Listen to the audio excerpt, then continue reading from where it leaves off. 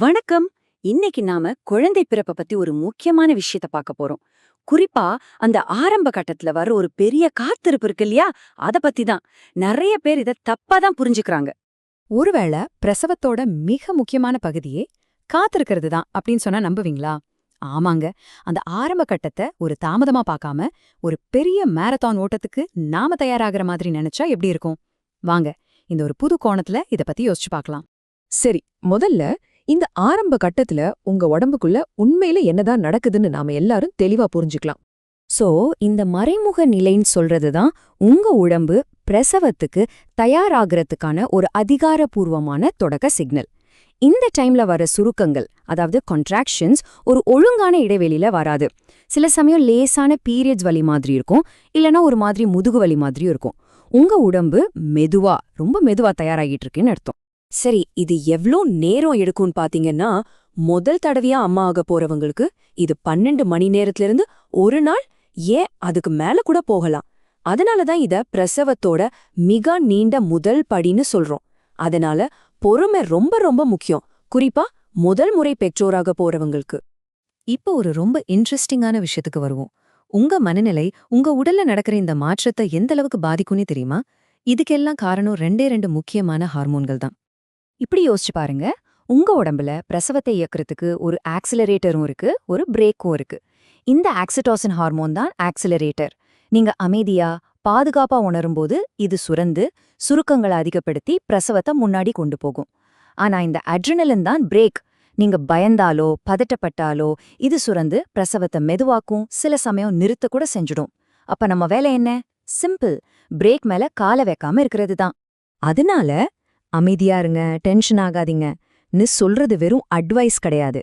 அது பிரசவம் நல்லபடியா நடக்கிறதுக்கு ஒரு உயிரியல் ரீதியான தேவை. உங்க மனசு அமைதியா இருந்தாதான் உங்க உடம்பு அதுக்கான வேலையை சரியா செய்ய முடியும். சரி, இதையெல்லாம் மனசுல வச்சுக்கிட்டு இந்த ஆரம்ப கட்டத்தை திறமையா சமாளிக்க ஒரு சிம்பிளான 4 ஸ்டெப் பிளான் இருக்கு. அத பத்தி இப்ப பார்க்கலாம். இந்த 4 விஷயங்கள் தான் உங்களுக்கான கேம் பிளான். இத சரியா செஞ்சாலே போதும், உங்க சக்தியை சேமிச்சு உங்க உடம்போட சேர்ந்து நீங்க வேலை செய்ய முடியும். பார்க்கலாமா? முதல் தூண் ஓய்வு. பிரசவம்ங்கிறது ஒரு மாரத்தான் மாதிரி.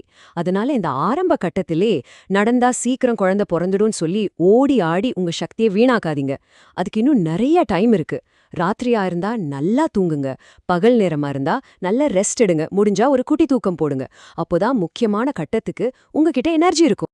2வது தூண் நீரேற்றம். உங்க கருப்பைங்கிறது ஒரு தசை. எந்த தசை நல்லா வேலை செய்யணும்னாலும் அதுக்கு என்ன தேவை? தண்ணி. அதனால அடிக்கடி தண்ணி குடிங்க, இல்லனா எலக்ட்ரோலைட் பானங்கள் குடிக்கலாம். அது மட்டும் இல்ல, இன்னொரு முக்கியமான விஷயம், 2-3 மணி நேரத்துக்கு ஒரு தடவை யூரின் போய்கிட்டே இருக்கணும். ஏன்னா உங்க சிறுநீர் பை நிறைஞ்சிருந்தா அது குழந்தை கீழே இறங்குறதுக்கு ஒரு தடையா இருக்கும். 3வது தூண் ஊட்டச்சத்து. சாப்பிடுறதுக்கு இதுதான் பெஸ்ட் டைம். ஏன்னா பிரசவ வலி அதிகமாகும்போது உங்க ஜீரண சக்தி குறைஞ்சிடும். அப்போ என்ன சாப்பிடலாம்? டோஸ்ட், பாஸ்தா, தயிர், சூப் மாதிரி சுலபமா ஜீரணமாகி நல்ல எனர்ஜி கொடுக்கற உணவா சாப்பிடுங்க. ரொம்ப கொழுப்புள்ள வறுத்த காரமான உணவுகளை தவிர்த்துறது ரொம்ப நல்லது. 4வது கடைசி தூண் கவனச்சிதறல். அதாவது வலியே கவனிச்சுக்கிட்டே இருக்காதீங்க.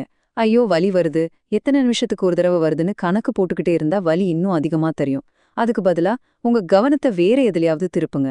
ஒரு நல்ல சினிமா பாருங்க, பாட்டு கேளுங்க, இல்லனா ஒரு வெதுவெதுப்பான ஷவர் எடுங்க.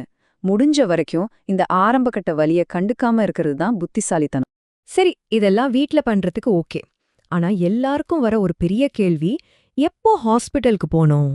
அப்போ கரெக்டான டைம் எது? இப்போ இன்டர்நெட்ல பாத்தீங்கன்னா நிறைய அட்வைஸ் இருக்கும். ஆனா நம்ம ஊர் சூழ்நிலையில பாதுகாப்பு தான் முதல் விஷயம். அதனால ஆன்லைன்ல சொல்றத அப்படியே நம்புறதை விட நம்ம டாக்டர் என்ன சொல்றாங்களோ அதை கேக்குறது தான் சரி. பொதுவா இன்டர்நெட்ல 411 ரூல்னு ஒன்னு சொல்லுவாங்க. அதாவது 4 நிமிஷத்துக்கு ஒரு தடவை 1 நிமிஷம் நீடிக்கிற மாதிரி வலி 1 மணி நேரத்துக்கு வந்தா கிளம்பலான்னு. ஆனா உங்க டாக்டர் வலி ஒரு 10-15 நிமிஷத்துக்கு ஒரு தடவை ரெகுலரா வந்தாலே கிளம்பி வாங்கன்னு சொல்லலாம். ஏன்னா டிராஃபிக்ல மாட்டிக்கிறத விட ஹாஸ்பிட்டல்ல டாக்டர் கண்காணிப்புல இருக்கிறது தான் 100% பாதுகாப்பானது. அதனால எதுவா இருந்தாலும் உங்க டாக்டர் சொல்றத மட்டும் கேளுங்க, அதுதான் முக்கியம். ஆனா சில அறிகுறிகள் தெரிஞ்சா நீங்க ஒரு நிமிஷம் கூட யோசிக்க கூடாது. உடனே உங்க டாக்டரை கூப்பிடணும்.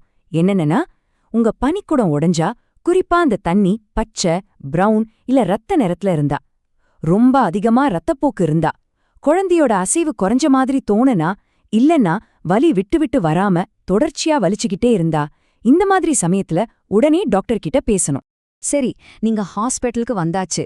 இப்போ இன்னொரு கட்ட காத்திருப்புக்கு நீங்க தயாராகணும். ஹாஸ்பிட்டல்ல அட்மிட் ஆயிட்டா உடனே குழந்தை பிறந்துரும்னு நினைக்காதீங்க. அதுதான் நாம செய்யற பெரிய தப்பு. அட்மிட் ஆனதுக்கு அப்புறமும் காத்திருப்பு தொடரும். அது ரொம்ப ரொம்ப இயல்பான ஒரு விஷயம்தான். நீங்க பிரசவத்தோட ஆரம்ப கட்டத்துல இருந்தாலும் சரி, இல்ல உங்களுக்கு பிரசவத்தை தூண்டி விட்டிருந்தாலும் சரி, இந்த முழு ப்ராசஸும் பல மணி நேரங்கள், ஏன் சில சமயம் 2-3 நாள் கூட ஆகலாம்.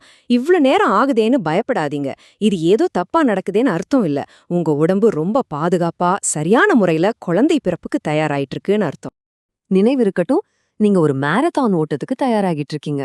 அந்த ஓட்டத்தோட ஆரம்பத்தை, அதாவது இந்த காத்திருப்பு நேரத்தை எவ்வளவு திறமையா நீங்க கையாள்றீங்களோ அந்த அளவுக்கு உங்க பிரசவ பயணம் சிறப்பா அமையும்.